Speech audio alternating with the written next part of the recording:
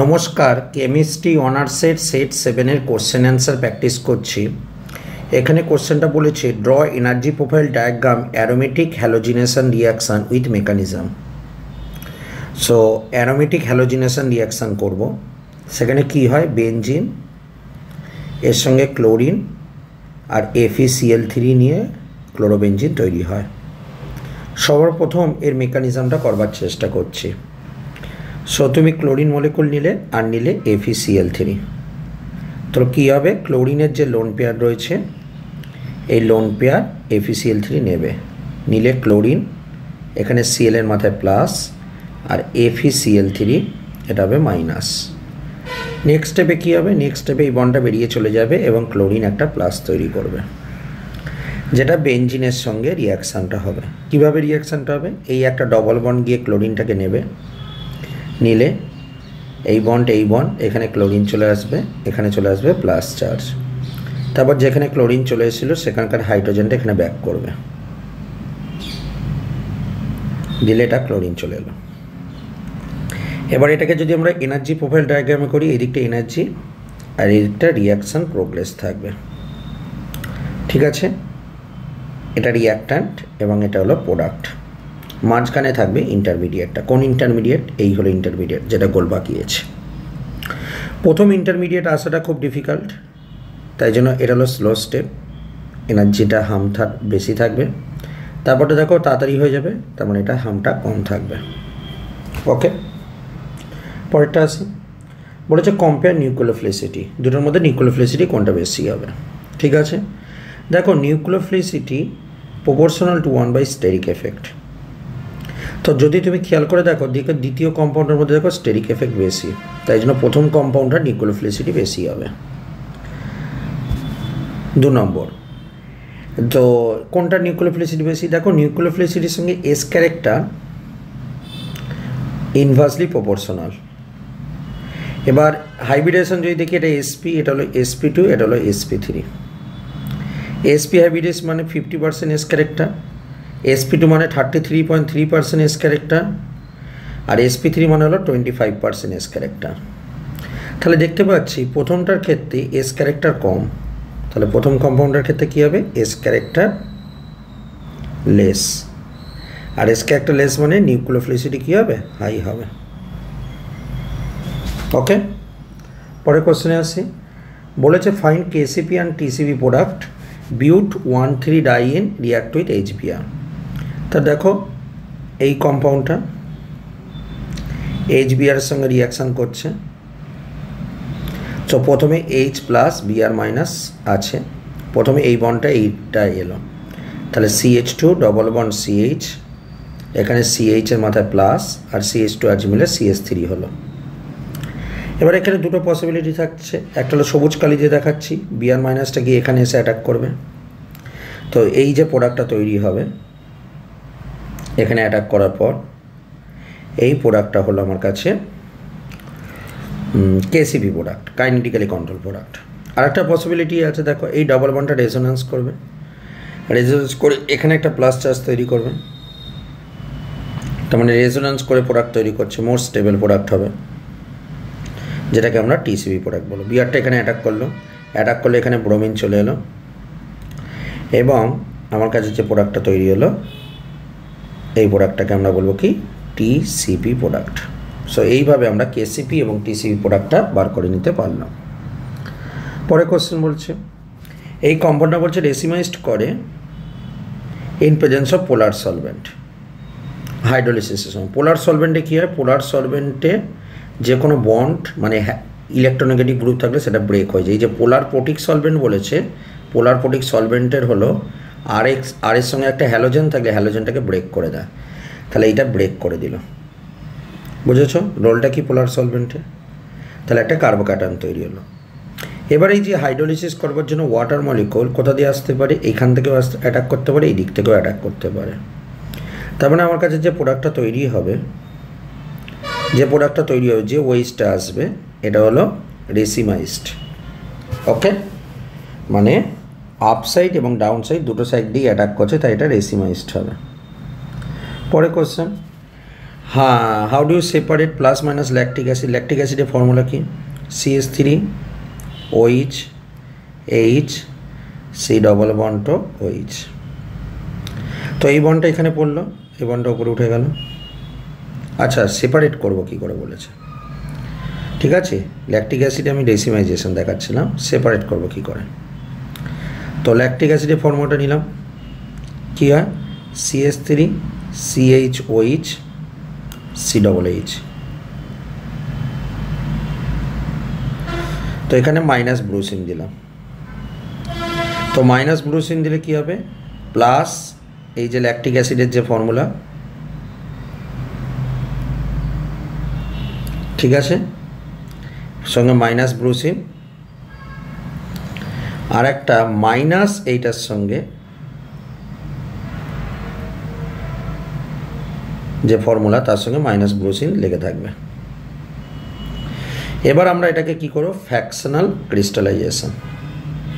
Fractional crystallisation করলে দুটো আলাদা হয়ে যাবে, এই যে দুটো জিনিস দুটো আলাদা হয়ে যাবে, এটা এখানে চলে আসবে, এটা এখানে চলে আসবে। তারপর এটাকে কি করব? হাইড্রোলিসিস করব। হাইড্রোলিসিস করলে প্লাস ফর্মটা পেয়ে যাব।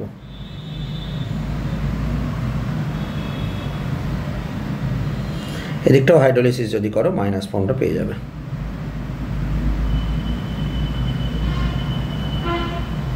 ওকে, পরের কোশ্চেনে আসছি। পরের কোশ্চেনে বলেছে এই কম্পাউন্ডটা HCl এর সঙ্গে রিয়াক্ট করলে মেজর প্রোডাক্ট কী হবে। তো দেখো, ফিনাইল রিং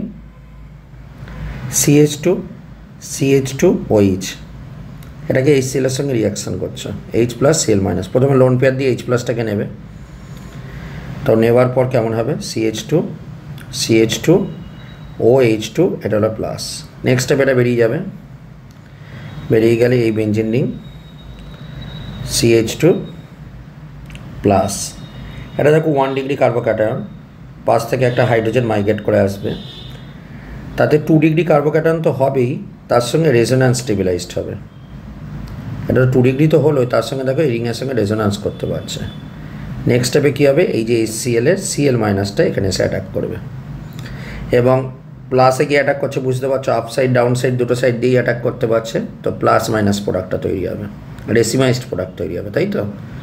CHCl CH3, কারণ কার্বোক্যাটায়ন ফর্ম করে প্রোডাক্টটা তৈরি হচ্ছে, তাই এটা ডেসিমাইজড প্রোডাক্ট। বলেছে radical chlorination of ethylene is not possible. দেখো, ইথিলিনের ফর্মুলা হলো এইটা, ঠিক আছে। ক্লোরিনেশন করছে ক্লোরিন দিয়ে, তো এর র্যাডিক্যাল কোনটা? এর র্যাডিক্যাল হচ্ছে এইটা। আবার দেখো প্রোপিনে, দেখো এটা কি আছে? এটা হলো ডবল বন্ডের উপর র্যাডিক্যাল, তাই জন্য এটা আনস্টেবল, কারণ এর এস ক্যারেক্টার বেশি, এস ক্যারেক্টার হাই। ডবল বন্ডের উপর র্যাডিক্যাল মানে এস ক্যারেক্টার হাই, তার মাথায় প্লাস চার্জ হলো হাইলি আনস্টেবল। কিন্তু দেখো পরেরটা, দেখো প্রোপিনের কথা বলেছে। প্রোপিন মানে কোনটা? এইটা। যখন এর মধ্যে ক্লোরিন দিচ্ছ, তাহলে কি হচ্ছে? এর যে আলফা পজিশন আছে সেই জায়গাটা কি আছে? ক্লোরিন চলে আসবে, কিন্তু তার আগে এখানে র্যাডিক্যাল তৈরি করছে। ডবল বন্ডের এখনো হয়নি, কিন্তু এটার এস ক্যারেক্টার কম, কিন্তু এস ক্যারেক্টার লেস। তো এই র্যাডিক্যাল তো স্টেবল, শুধু সেইটা নয়, এই র্যাডিক্যালটা দেখো, আবার দেখো রেজোন্যান্স স্টেবিলাইজড, রেজোন্যান্সও করছে। তাই পরবর্তীকালে ক্লোরিন কী হবে? এর সঙ্গে অ্যাটাচ হবে, এবং CH2Cl CH double bond CH2 এই প্রোডাক্টটা তৈরি করবে। ওকে, পরের কোশ্চেনে আসি। বলেছে how do you calculate enthalpy change, মানে delta H for any reaction. কী হবে? সামেশন অফ এনথালপি কী হবে? প্লাস বন্ড ব্রেকিং,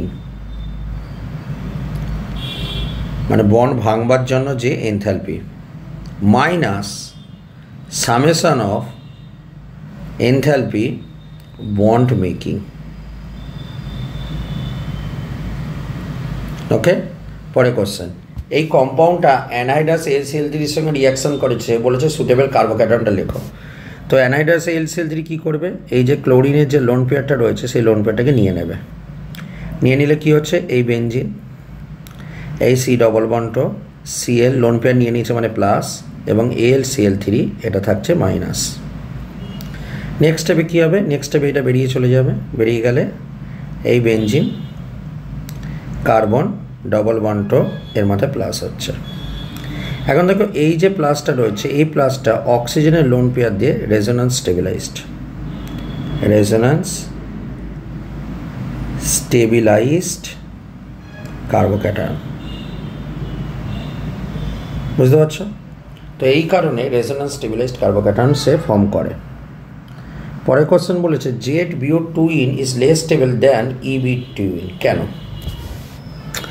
তো বিউট টু ইন, এটা হলো বিউট টু ইনের ফর্মুলা। জেড ফর্ম মানে কি? সেম সাইডে রয়েছে।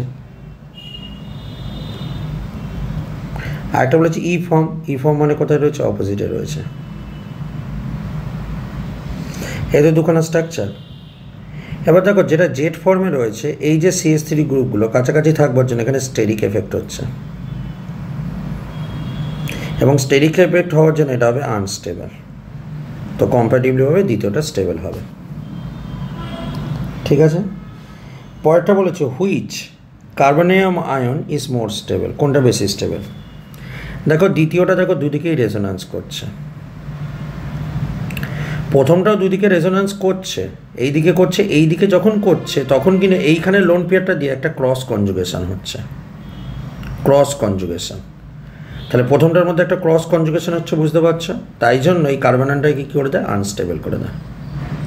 তাই কার্বন আয়ন স্টেবল কিন্তু দ্বিতীয়টা বেশি স্টেবল ফার্স্টেরটা হচ্ছে। ওকে, পরটা এসো বলেছে কম্পেয়ার ল্যামডা ম্যাক্স। দেখো প্রথম কথা বলছি যত বেশি রেজোন্যান্স হবে, মোর রেজোন্যান্স, ভালো করে এটা বোঝো, মোর রেজোন্যান্স মোর স্টেবল, রাইট?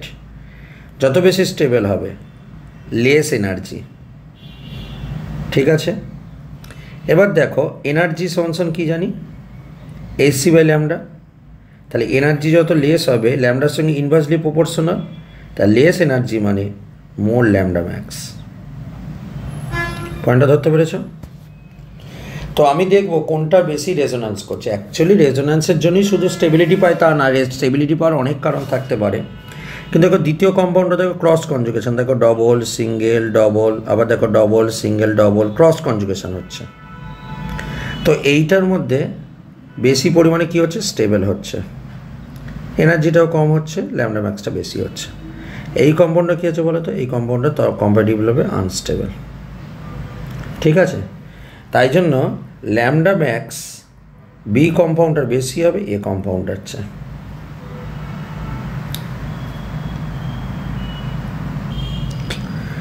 তো ক্লিয়ার হয়েছে? তো আমরা কিছু ইম্পর্টেন্ট কিছু কোশ্চেন অ্যান্সার সলভ করলাম সেট 7-এ। পরবর্তী ভিডিওতে আরও কিছু কোশ্চেন অ্যান্সার আনবো। ধন্যবাদ সঙ্গে থাকবার জন্য।